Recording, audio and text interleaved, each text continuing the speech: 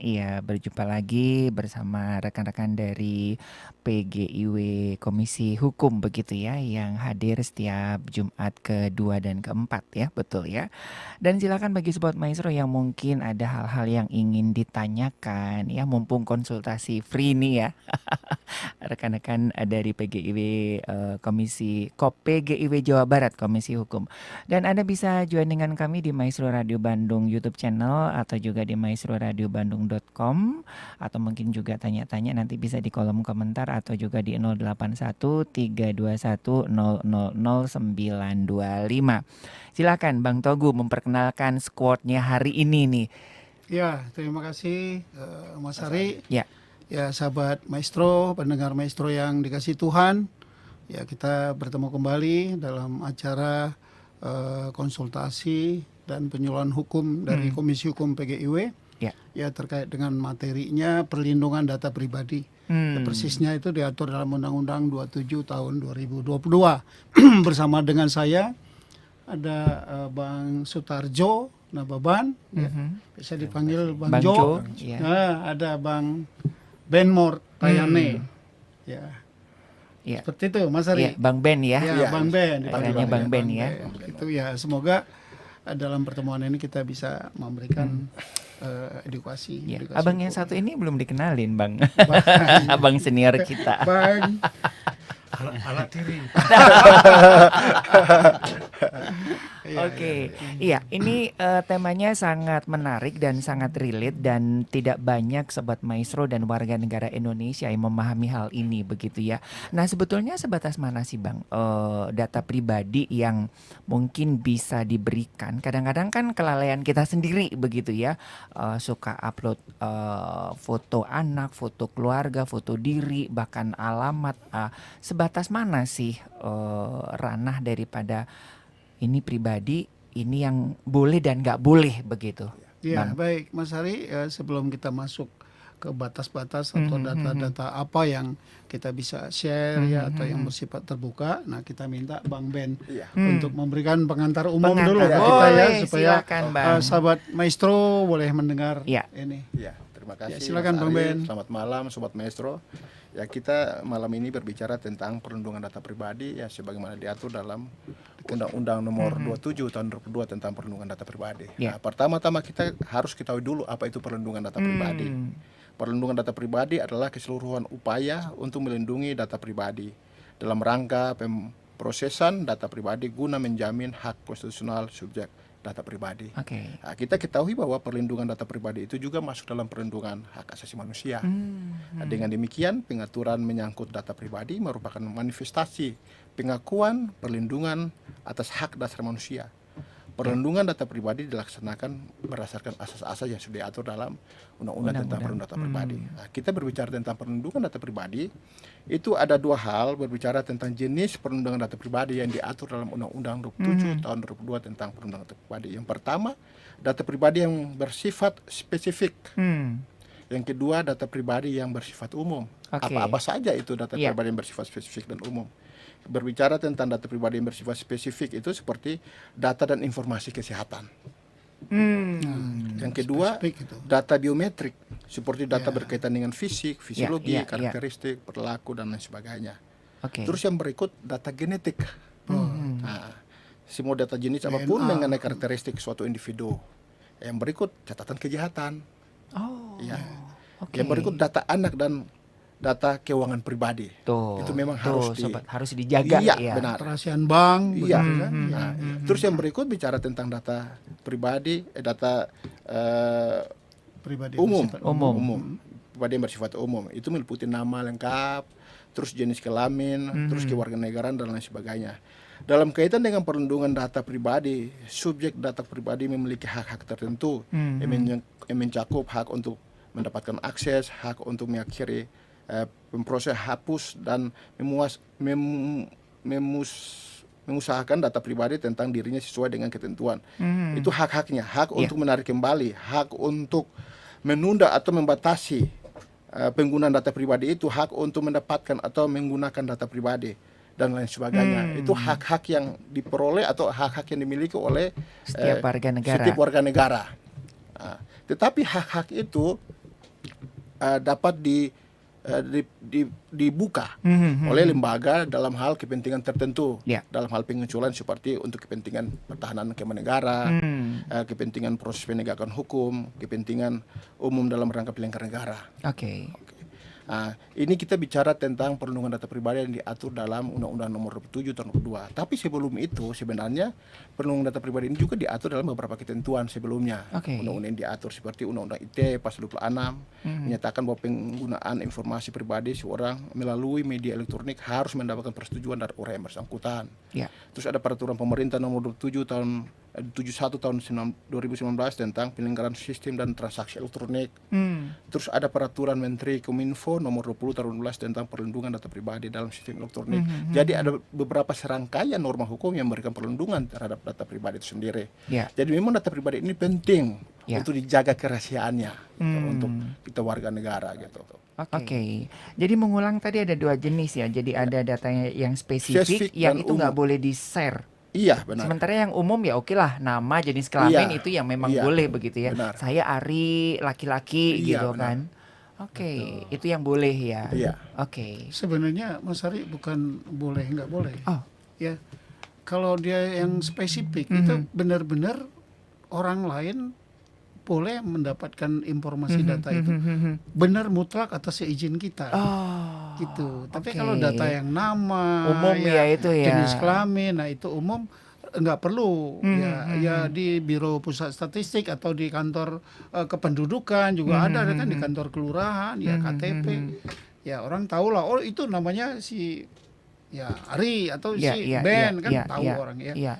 Tapi kalau data-data yang spesifik tadi itu benar-benar dia bersifat pribadi dan HAM gitu, hak asasi manusia, tidak boleh tanpa seizin kita. Begitu. Ini kan lagi rame kasus Oci nih. Oci yang sirkus tuh. Jadi data-data yang setiap individu kan berhak mengetahui identitas dirinya. Dan itu kan ramai juga ya, termasuk pelanggaran hak asasi manusia begitu kan. Oke, nah kita nggak akan ke sana sih. Tapi itu kan termasuk data juga kan yang ini dalam masyarakat ini ya, data kesehatan itu sebenarnya sangat pribadi sangat pribadi, itu spesifik banget kan. Rahasia dokter, rahasia kesehatan. Misalnya kita minta rekam medik misalnya dari rumah sakit. Itu tanpa izin yang bersangkutan nggak boleh, rumah sakit nggak ngasih. Bahkan orang tuanya pun yang minta. Nggak boleh. Saudaranya pun yang minta nggak boleh, harus benar-benar yang punya data. Dari persetujuan si pribadi pemilik tersebut. Data itu. Tapi anehnya ya belakangan kita ya mendengar ya ada orang yang punya penyakit AIDS, ya artis nggak usah disebut namanya. Ya dia justru saya bilang mengumbar informasi itu gitu ya. Ya sebenarnya kan itu data pribadi dia, nggak usah juga gitu ya, nggak penting juga. Tapi ya dia mengumbar, ya datanya, informasi pribadi dia ya menjadi sah-sah saja gitu ya. Iya. Nah Indonesia ini kan termasuk salah satu negara yang agak kurang safe gitu. Dengan perlindungan data pribadi gitu, sampai orang itu takut gitu.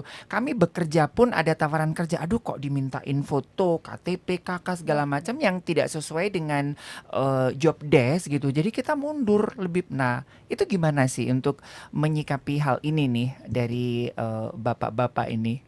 Ya, gimana Bang Ben? Bang Jo. Ayo Bang Jo. Ya, sahabat maestro ya, sobat maestro. Jadi perlindungan data pribadi ini kan ada prinsip-prinsipnya ya, Bang. Pertama itu transparansi. Jadi memang tadi sudah dikatakan Bang Togo ya, rekan-rekan kita, bahwa ada 2, spesifik dan umum. Tetapi ketika juga kita menggunakan, yang pertama transparansi, pemilik data harus diberi informasi yang jelas untuk bagaimana data mereka itu digunakan. Jadi ketika kita biasanya baik itu ke bank ataupun ke instansi kemana yang kita gunakan gitu ya, data kita itu kita harus menanyakan langsung sejauh mana data kita itu digunakan. Jadi tidak asal hanya memberikan. Yang kedua akurasinya. Nah data pribadi ini harus selalu diperbaharui juga kan. Contohnya ya kita mempunyai hak tuh. Kadang kita ini sudah kita perbarui tapi masih digunakan data lama. Nah kita dari data lama itu bisa menuju ke kita itu, yang nanti bisa disalahgunakan orang lain juga.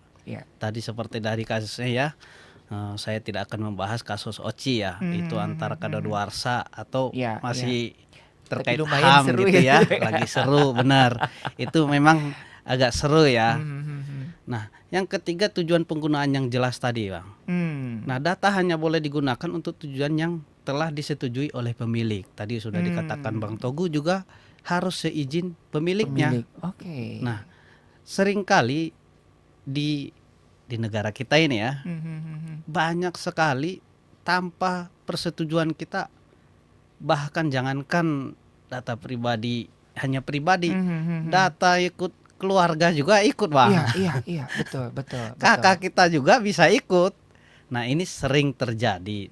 Tetapi apa yang harus kita lakukan kan begitu, Bang? Nah, kita harus mencari keamanan data kita dulu.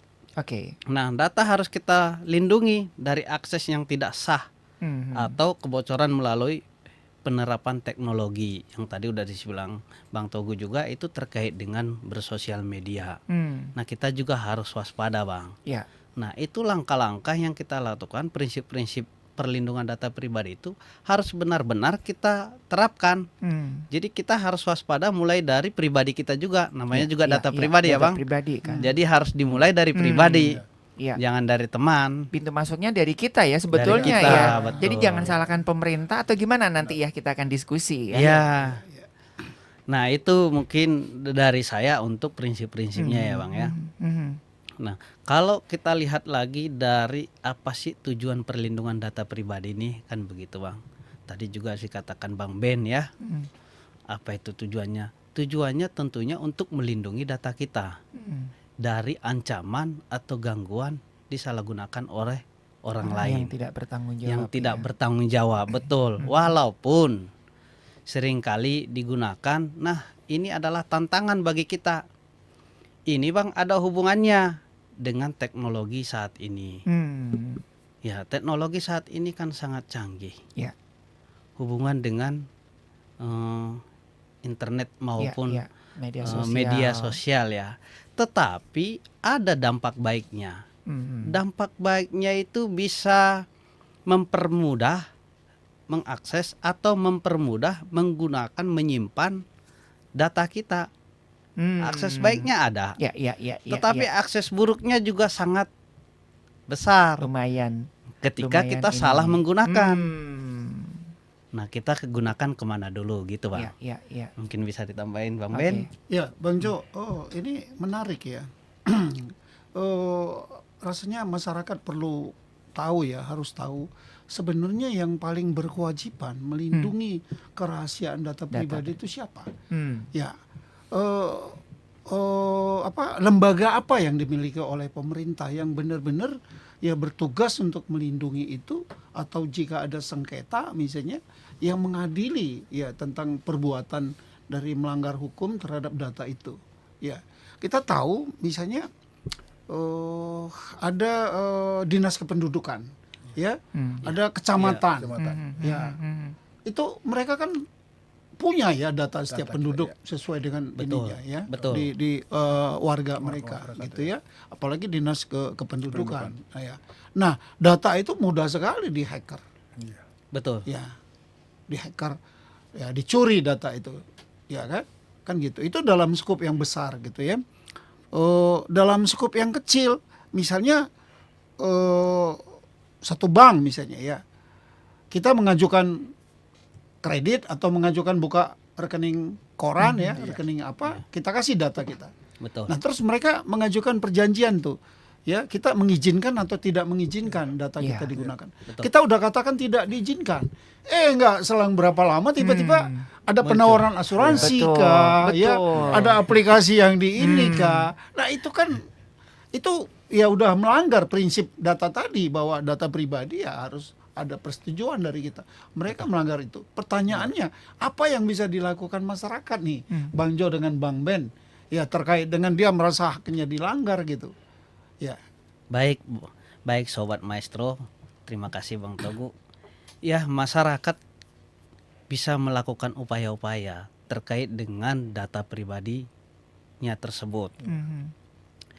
Pertama itu di dalam Undang-Undang Nomor 27 Tahun 2022 jelas diatur bahwa ada 3 sanksi bagi penyalahgunaan data pribadi tersebut. Pertama itu bisa digunakan sanksi administratif. Biasanya sanksi administratif. Nah, itu berupa apa tuh, Bang Jo? biasanya ini kepada perusahaan. Bisa perusahaannya. pencabutan izinnya atau pemberhentian ketika terbukti, gitu ya. Nah, kedua itu ya ada sanksi denda juga yang diatur. Paling terakhir adalah sanksi pidana untuk yang menyalahgunakan nih, Bang. Nah, hanya kadang kita tidak tahu nih orang tersebut benar-benar orang yang menyalahkan gunakan kesalahan itu data pribadi kita atau tidak. Katanya tadi tuh contohnya kita kayak ke bank, tiba-tiba ada bank lain yang nanya. Karena kita nggak bisa langsung menyebut bank tersebut, menuduh kan, nggak bisa. Nah, bagaimana kita mengetahuinya siapa yang menyalahgunakan itu? Nah, biasanya kita bisa melaporkan ke cyber, Bang. Ini biasanya pihak Polda, apalagi sekarang yang dulunya unit sekarang sudah menjadi DIR ya. Jadi sudah agak lumayan di Polda besar. atau di Polres gitu ya? Ya, di Polres Polda juga bisa ya? sudah bisa saat ini. Resort. Nah, kita bisa melaporkan, tujuannya bisa untuk mencegah orang-orang atau orang lain untuk tidak menggunakan data kita, bahwa kita berupaya. Nah, tapi sering sekali kita masyarakat ini mengabaikan, membiarkan, sehingga minim untuk dilakukan orang-orang tersebut penindaklanjutan. Nah, ini biasanya yang dilakukan oleh masyarakat itu salah satunya, yaitu bisa melaporkan tindak pidana. Kalau langsung ketahuan orangnya yang menggunakan atau ini, nah bisa juga bisa dilakukan secara komunikasi yang baik dulu. Ya. Itu laporkan pidana, sanksinya gimana? Sanksinya berapa tuh sanksi? Sanksinya penyalahgunaan itu maksimum bisa atau 6 minimum tahun. Ya? Maksimum ya? Maksimum ya? 6 tahun ya? Bisa 6 tahun ya? Bisa 6 tahun. Oh, kalau terbukti dia menggunakan data orang tanpa izin ya? Tanpa izin. Nah, itu bisa. Nah, tapi ya itu tadi, kembali lagi kita harus pintar dalam menggunakan data pribadi kita, apalagi saat ini kecanggihan teknologi ya, karena semuanya itu dari teknologi sekarang, Bang. Iya. Tidak lagi kalau dulu mungkin tetangga di gunung pun susah kita kenal karena tidak ada komunikasi. Nah, kalau sekarang sangat mudah. Iya, oke. Izin ya, Mas Hari. Saya mau nanya nih kepada ini lawyer handal kita nih, Bang Sutarjo dengan Bang Ben. Ya, kita tahu ya sekarang rasanya tidak ada orang yang tidak punya handphone, ya, kecuali bayi mungkin. Ya, anak SD pun sudah banyak punya handphone dan orang hidup sudah familiar dengan sosial media. Ya, nah kecenderungannya orang sekarang ini apa-apa dia upload, upload di Facebook segala macam. Sebenarnya orang itu tanpa sadar itu, ya, memberikan data ya pribadi dia kan. Betul. Ya, suasana rumahnya, foto anaknya, apa segala macam ya. Dia lagi naik mobil, dia menunjukkan hartanya, makanan, sedikit makan aja dipoto kemudian dia upload.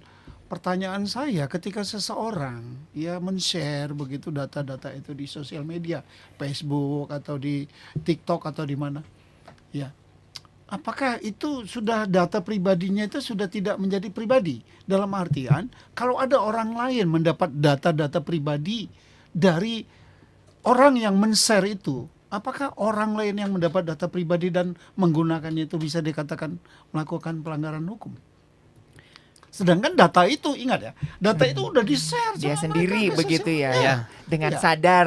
Ya, Bang Ben atau Bang Sutarjo? Kita bahas sedikit ya.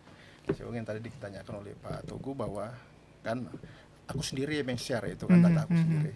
Tadi kita sudah jelaskan dari awal bahwa ada data yang bersifat umum, nama lengkap dan sebagainya kan.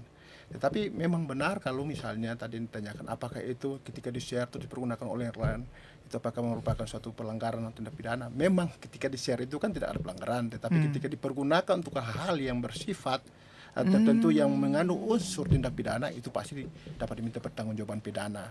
Menjadi pertanyaan adalah ketika dipergunakan data kita itu pasti ditanyakan dapat dari mana ya, karena tadi udah di-uploadkan, dipergunakan. Tetapi menjadi pertanyaan adalah dipergunakan untuk apa gitu. Kalau seandainya dipergunakan untuk tindakan-tindakan yang dapat menjadi pertanyaan menimbulkan suatu kejahatan, tindak pidana, ya berarti harus diminta pertanggungjawaban pidana gitu.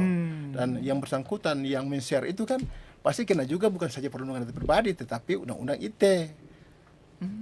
Gitu. Mungkin ditambahkan tambahan. Oke, Bang Jo, silakan. Kita tadi kata Abang, kita semua hampir semua punya handphone. Tidak ada yang tidak punya WhatsApp ya.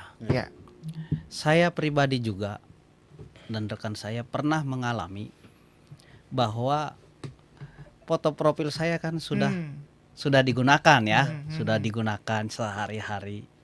Kadang kita ganti besok sehingga foto profil yang terdahulu itu bisa digunakan oleh orang lain.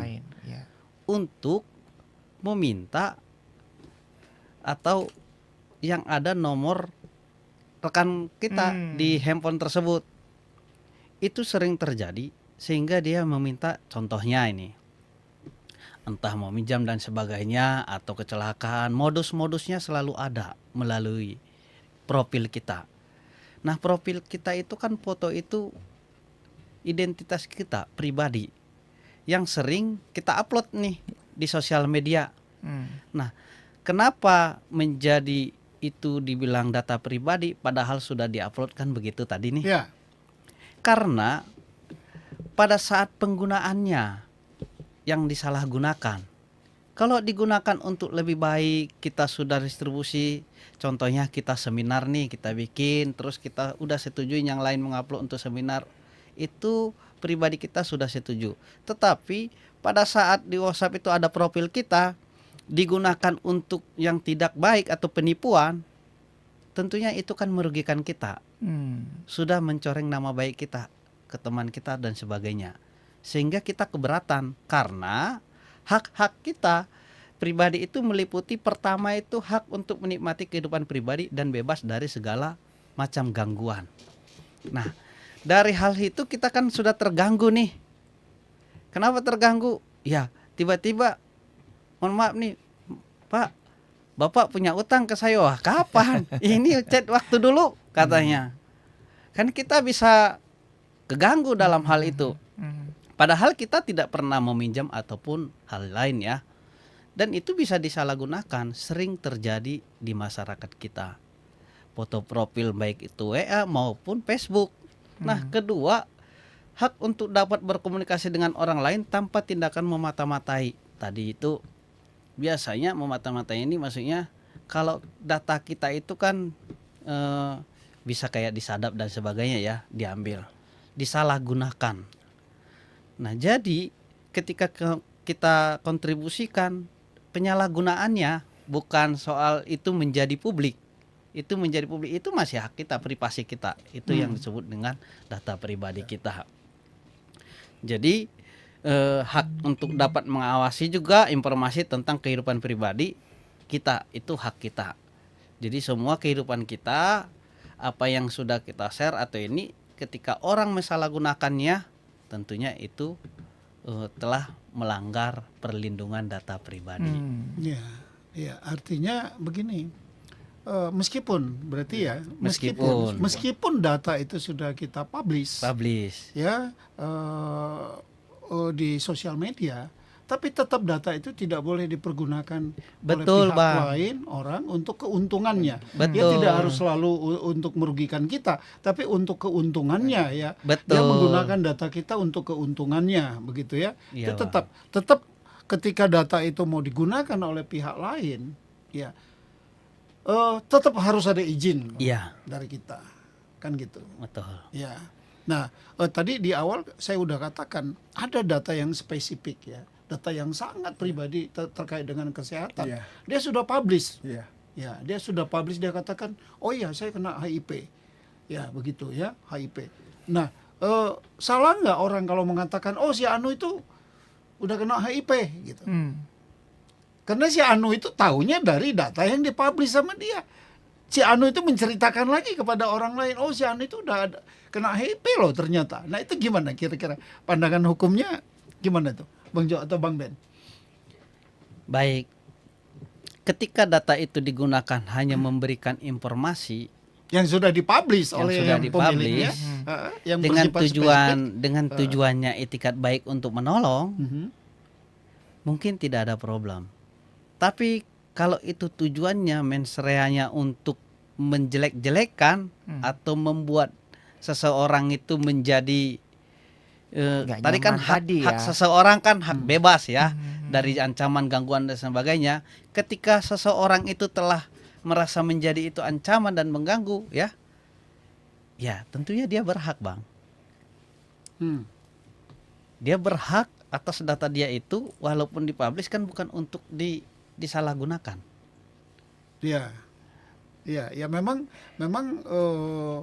kalau kita berbicara tentang disalahgunakan, nanti kita berbicara tentang terminologi, batasan-batasan Iya. yang disalahgunakan Iya. itu. Ya, tapi maksud saya tadi, ketika seseorang sudah mempublish data pribadi dia, ya khususnya terkait dengan kesehatan dia, sebutlah dia menyebut, oh iya saya kena HIV. HIV itu kan di masyarakat kita masih sesuatu yang ini ya dianggap Tabu, memalukan ya. memalukan dalam arti tanda kutip gitu ya. Terus kemudian orang lain yang mendengarnya menginformasikan lagi, mentransmit lagi kepada pihak lain lagi, oh si Anu HIV. Ya sekedar memberitahukan, tidak membentuk opini bahwa si Anu memang HIV, ya memang dia udah HIV.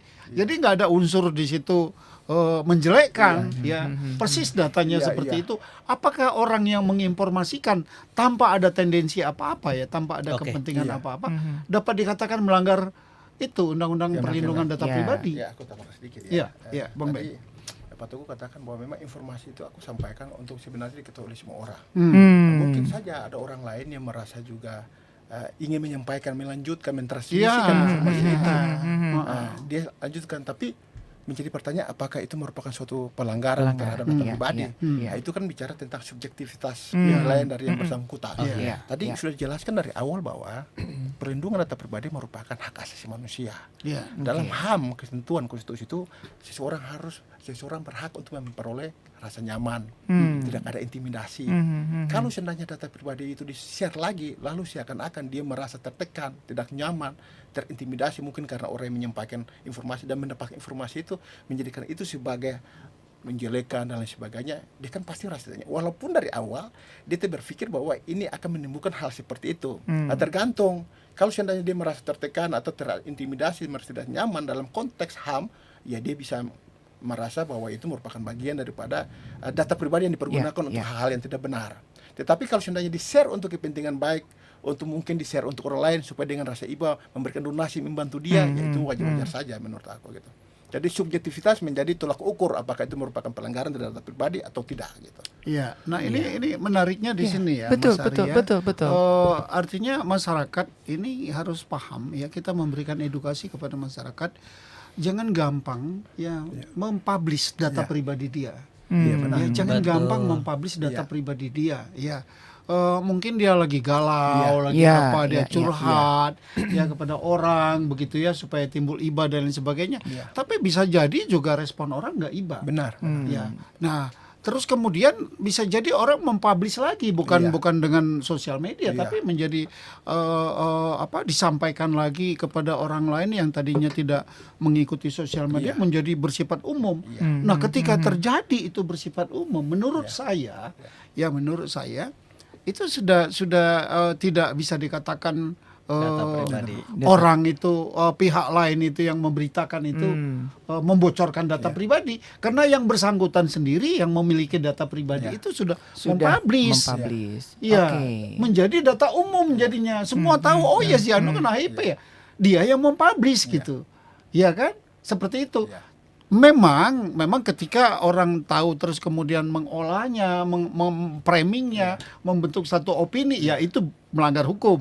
Melanggar hukum. Tapi harus disadari, data pribadi disebut data pribadi ketika memang dia menjaga kerahasiaan datanya itu dan tidak mempublish dia sendiri. Dia sendiri.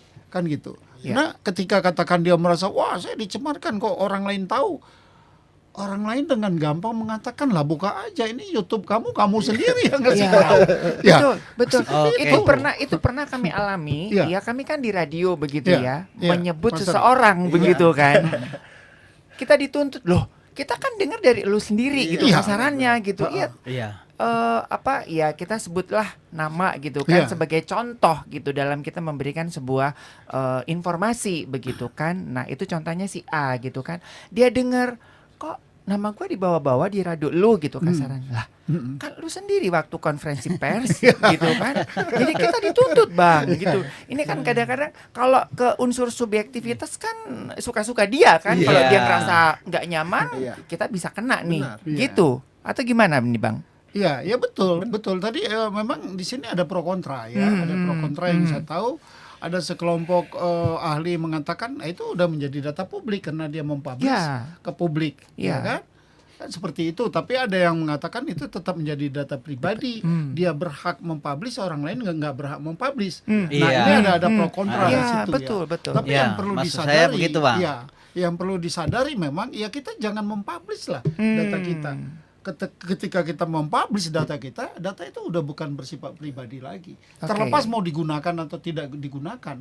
Iya. Tapi data pribadi menjadi data yang publik, Publik. bukan pribadi. Seperti itu. Ketika dipublish. Ya, ketika dipublish. Memang betul ketika data itu digunakan oleh orang lain untuk mendapatkan keuntungan, ya harus ada izin dia. Iya. Data itu digunakan untuk membentuk opini yang menjelekkan dia, ya memang itu melanggar hukum. Iya. Ya, tapi ketika data pribadi dia dipublish, ya dia sendiri sudah membuat data itu menjadi data bersifat publik. Itu maksud Oke. saya. Tambahan bang. Ya, Ya. ya, ya. Kita tadi data pribadi itu kita bagi dua. Pertama itu data pribadi yang bersifat spesifik.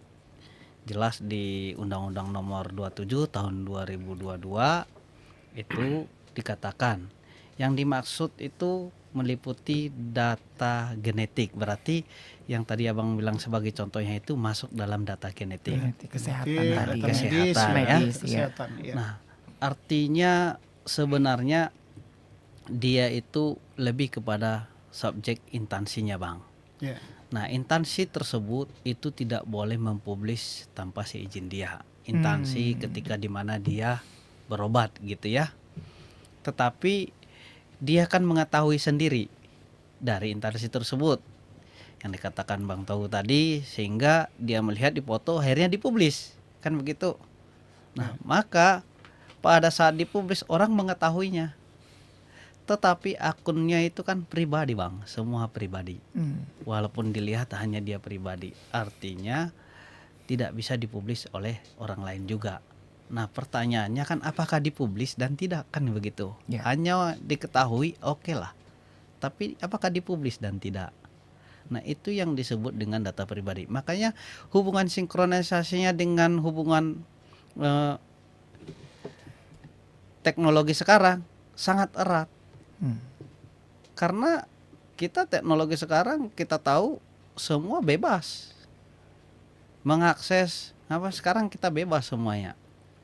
Bahkan penegakan kita juga belum maksimal ya, belum maksimal terkait dengan penyalahgunaan data pribadi ini. Karena perlindungan data pribadi itu yang disebut dengan privasi, kan sangat privasi itu.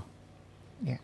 Nah, privasi ini semua yang berhubungan dengan pribadinya itu sudah diatur, tentunya itu harus seizinnya orangnya. Nah, tetapi yang terjadi kan kembali lagi kepada orang tersebut yang mempublish selalu di sosial media sehingga diketahui. Yang kedua, contoh tadi dikasih tahu juga abang, itu sering itu kayak makan atau rumahnya di video. Kita banyak sekali mengetahui juga kejadian ya, bahkan ada yang datang maling sampai dibunuh di rumah tersebut, itu ada kejadian itu. Nah, hal itu kenapa bisa terjadi? Ya karena penyalahgunaan tadi di dalam sosial media. Padahal sudah diatur data pribadimu, harusnya kalau itu melalui media atau internet ya, itu bisa mempermudah bisa menyimpan data, kan ada di situ privat atau tidak kan begitu Bang.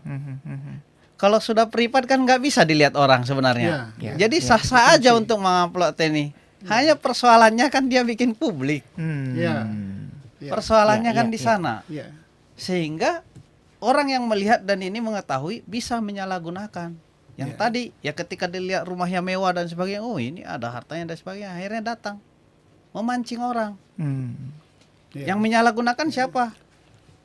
Ya orang, karena ada apa? Kesempatan tadi diberikan.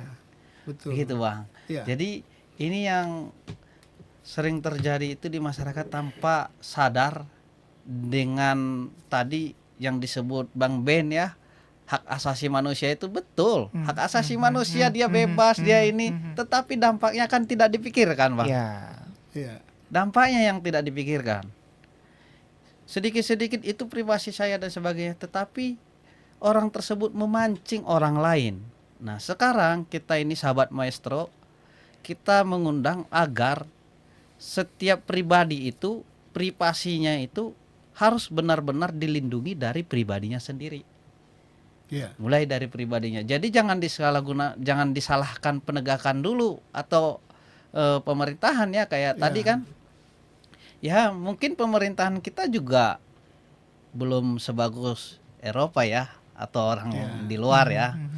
Teknologinya teknologi data untuk pribadi melindungi benar.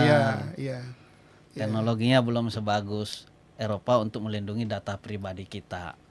Atau ini tambahan, sanksinya belum efek jerah mungkin Bang. Walaupun tadi udah 6 tahun tapi karena belum dapat nih ya.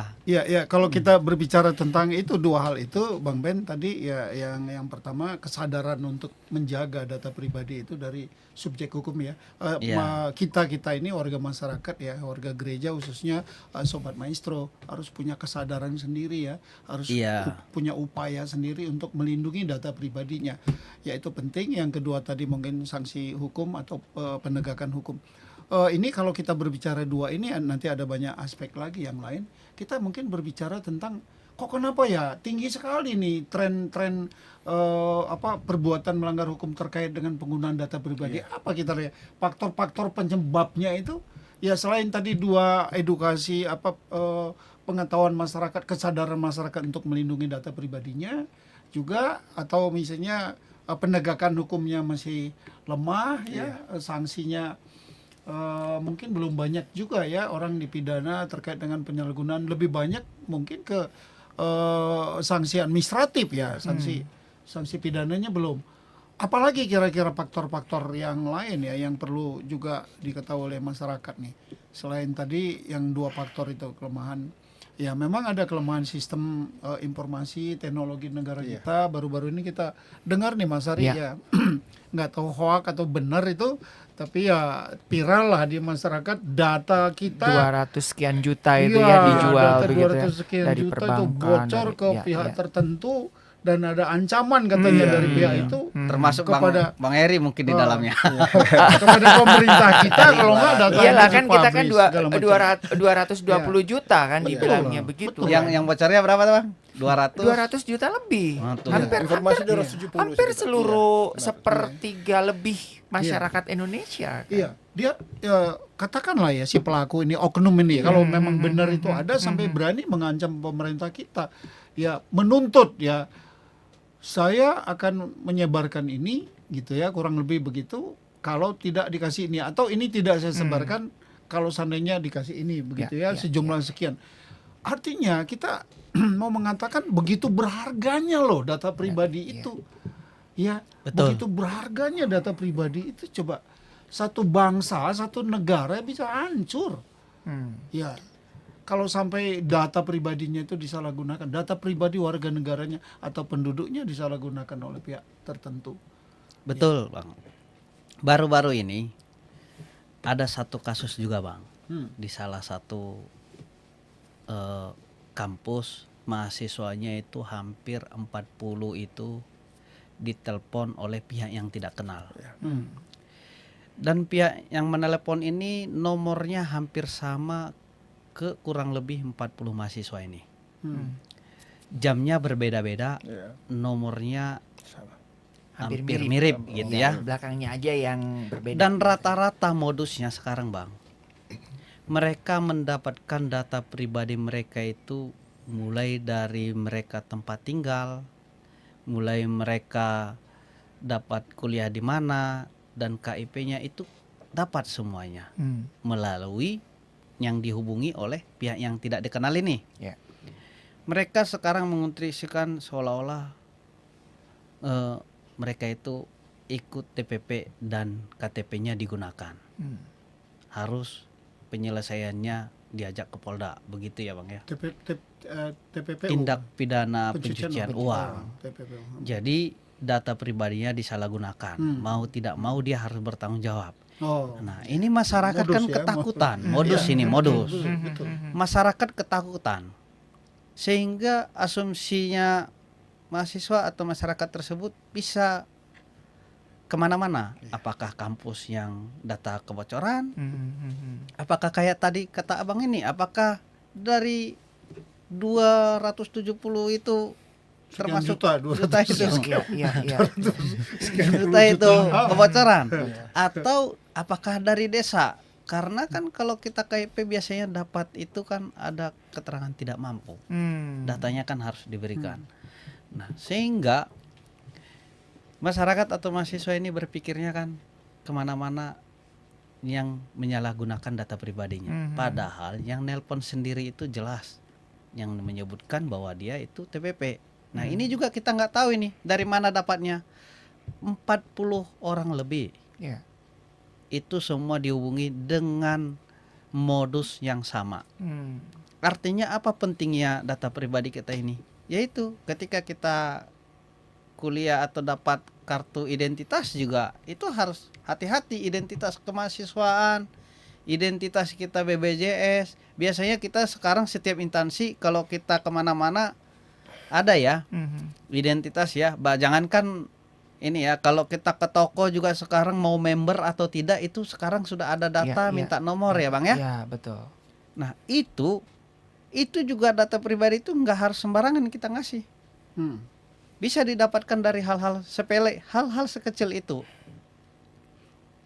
Makanya sahabat maestro, kita lihat ada bonus ya, wah ini sale gitu ya, dilihat 50% kalau mau beli ya member dulu. Nah ya kita harus hati-hati, benar nggak gunakan data itu. Bukan hanya di toko atau dan sebagainya, bahkan ada rekan saya juga salah satu ya di bank ini penawaran, Pak nanti pakai kartu kredit nanti bonusnya bisa kalau ngambil paket ini bisa nanti keliling ya, adalah tur ya dengan murah begitu. Ketika dikasihkan datanya semuanya harus DP dulu sekian, nanti kalau udah beres tinggal pelunasan. Tidak selesai juga. Datanya setelah digunakan, uangnya telah masuk, permintaan yang disesuai disepakatin tidak berjalan. Nah, karena apa? Itu ketergiuran kita. Itu tadi terbuai gitu ya Bang ya. Betul. Jadi banyak modus-modus membuat data pribadi kita itu segampang itu kita memberikan kepada orang lain. Bisa memang kita nggak sadar kita memberikan. Tapi bisa juga ini Bang Jo, ini pihak yang butuh data itu begitu cerdiknya ya untuk memperoleh data itu, Bang Jo. Saya pernah ngalamin begini ya. Saya ngajukan berlangganan internet. Berlangganan internet. Itu dia minta kartu keluarga. Saya pikir apa hubungannya ya kartu keluarga? Saya sudah kasih KTP saya nih, oke ini minta kartu keluarga, ya kan? Terus habis itu foto saya di rumah saya berdiri dipoto gitu, ya itu sering loh dipoto. Saya bilang ini untuk apa? Benar. Padahal sekarang udah hampir semua rumah ya Bang ya harus internet ya. Iya gitu, kita berdiri di depan rumah kita, ya dia foto. Alasannya biar nanti surveyornya tahu Pak rumah Bapak. Ya tapi kan data saya, alamat saya sudah jelas ada ini, alamat KTP, Anda meminta kartu keluarga, bahkan memoto rumah saya berdiri di depannya. Ya, nah jadi sering sekali yang saya lihat ya perusahaan-perusahaan ini kecenderungan memang dia mengkolek data sebanyak-banyaknya, data dari masyarakat sebanyak-banyaknya. Padahal sesungguhnya data itu nggak diperlukan. Nah inilah perlu kesadaran masyarakat ya untuk selektif memberikan data. Bila perlu jangan dikasih data itu. Setuju Bang. Ya data itu kan gitu. Nah tadi saya di luar sempat ngobrol nih dengan Bang Bardot ya yang sedang mendampingi kita. Saya katakan ketika ada seseorang oknum mengaku bahwa dia sudah mendapatkan data seluruh penduduk kita ya 200 sekian puluh juta. Saya membayangkan ya bangsa kita ini bisa bangkrut. Kenapa bisa bangkrut? Coba. Tadi Bang Ben sudah menyampaikan di awal bahwa salah satu data yang spesifik yang pribadi adalah data keuangan. Saya membayangkan kalau seandainya password rekening bank kita juga dapat ya bocor sama orang itu dengan mudahnya ya orang itu memindahkan akun-akun kita gitu, rekening kita tiba-tiba jadi nol, bahkan rekening satu bank ya itu bisa jadi nol pindah ke negara lain. Coba bayangkan ya, bayangkan itu tiba-tiba kita semuanya menjadi miskin gitu. Itu yang kalau di TikTok Mr. Bear tuh yang suka memberikan warning ya. Negara kita tuh sedang tidak baik-baik saja dengan data pribadi begitu ya. Betul ya, termasuk di dalamnya data ketahanan militer kita dan sebagainya ya, data-data apa itu data-data yang lain lah ya, data-data sertifikat misalnya. Ya, baru-baru ini kan apa itu laut aja dikapling-kapling. Nah, terus kemudian pemerintah sekarang ini tren dengan sertifikat yang online itu kan, ya sertifikat yang nggak ada fisiknya itu, itu sangat rentan sekali gitu. Jadi kalau undang-undang kita bukan hanya sekedar melindungi, tapi penegakan hukumnya harus jalan. Ya, terus politik hukum dari pemerintah juga harus konsisten, ya, tegas, straight di situ, ya, memberikan perlindungan sepenuhnya kepada masyarakat. Memang sangat dengan teknologi yang begini canggih, ya, sangat-sangat rentan gitu untuk terjadi kebocoran itu tadi. Betul Bang. Seperti itu. Makanya di undang-undang PDP itu sebenarnya perlindungan data pribadi ya. Perlindungan data pribadi. Di nomor 27 tahun 2022 itu dampak penting lainnya itu yaitu perusahaan itu di seluruh sektor seharusnya sudah wajib untuk menunjuk pejabat atau petugas melindungi data pribadi khususnya karyawan-karyawan ataupun konsumen-konsumen mereka. Itu wajib. Tetapi prakteknya itu kadang belum semuanya, apalagi UMKM yang menggunakan teknologi sosial media. Itu belum semua bisa menggunakan. Termasuk tantangan utamanya itu mungkin bagi perusahaan itu ya budget ya, karena belum bisa menunjuk dan sebagainya. Nah, kembali lagi kepada kita sahabat maestro, yaitu buat kita untuk lebih hati-hati memberikan data pribadi walaupun itu hak asasi manusia, hak kita sendiri. Mungkin itu Bang. Terima kasih. Oke, ini kayaknya harus ada part selanjutnya nih ya, kayak ini pasti banyak yang next kita yang bisa, banyak banget yang harus diulik begitu ya. Oke. Closing statement deh untuk sementara ya, karena ini silakan sobat maestro juga yang mungkin nanti ada pertanyaan supaya kita lebih diperkaya diskusi kita untuk next Jumat ke depannya lagi begitu ya. Silakan closing statement dari silakan Bang. Yang pertama mungkin Bang Ben. yang menjadi evaluasi dan menjadi pesan untuk kita bersama bahwa kita harus hati-hati dalam menggunakan data pribadi. Itu penting karena yang tadi disampaikan oleh Pak Togo sama Pak Jo bahwa kadang kita tanpa sadari kita telah men-share data pribadi kita dan nanti dipergunakan oleh orang lain untuk hal-hal yang tidak benar. Yang kedua tadi dikatakan oleh Pak Togo bahwa memang sebenarnya sistem kita lemah. Pemerintah dalam hal ini punya tanggung jawab untuk melakukan pengawasan. Memang kita dipaksakan untuk mengikuti sistem elektronik yang mana rentang untuk terjadi hal tidak diinginkan. Tapi pemerintah juga harus punya tanggung jawab untuk memastikan bahwa sistem dilaksanakan itu benar-benar tersave, terlindungi, terjaga dengan baik. Karena kalau enggak, berarti data akan tersebarluaskan dan nanti pergunakan untuk hal yang tidak benar. Sebagaimana tadi katakan bahwa 270 data lebih bocor itu kan tanggung jawab pemerintah. Nggak bisa kalau benar ya. Iya, kalau benar. Nggak bisa seperti itu nggak benar hanya gertakan aja gitu ya. Yang kedua itu bahwa sistem dan pemerintah. Yang ketiga, pemerintah harus melakukan pengawasan yang ketat terhadap perusahaan-perusahaan yang menggunakan data pribadi, karena bisa saja diperjualbelikan data kita untuk kepentingan mereka. Dan yang keempat, mungkin yang tadi disampaikan oleh Pak Teguh, regulasi harus jelas dan ketat, memastikan bahwa data ini terlindungi dengan baik. Mungkin itu saja bisa disampaikan. Oke. Pak Jo. Bang Jo, singkat. Bagi saya, pintar-pintarlah berteknologi, dan bagi yang kurang informasi, kesadaran publiknya mohon dipelajari lebih lanjut. Karena dari pribadilah muncul segala sesuatu. Terima kasih. Oke, Bang Togu. Ya, kalau saya udah disampaikan ya sama Bang Jo tadi, Bang Ben juga udah cukup banyak, tapi kita berharap ya dengan ada siaran ini ya, diskusi hukum, penyuluhan hukum ini, kita harapkan masyarakat, khususnya masyarakat gereja punya kesadaran yang lebih marilah mulai kita menjaga data-data pribadi kita ya, supaya tidak disalahgunakan oleh orang lain ya. Ada dulu di TV ya, saya lupa bilang itu sering sekali kejahatan itu sebenarnya timbul karena ada kesempatan. Betul. Ya justru kita sendiri yang membuka peluang. Nah, peluang itu yang kita harus tutup ya. Saya sebenarnya miris sekali ya lihat banyak pertemuan, termasuk pertemuan keluarga ya. Keluarga kita itu kita mau makan aja foto dulu, makan itu foto dulu ya, bukannya doa dulu. Saya sering marah, loh kita berdoa dulu dong, ini kok kayaknya foto dulu. Gara-gara apakah ini gara-gara teknologi atau kita tidak bisa mengadaptasi teknologi itu dengan baik. Nah, terus sebagai pengacara juga ya, kita tetaplah harus pegang etika ya, pegang kode etik, jangan pernah membocorkan rahasia pihak lawan kita hanya untuk memenangkan perkara kita.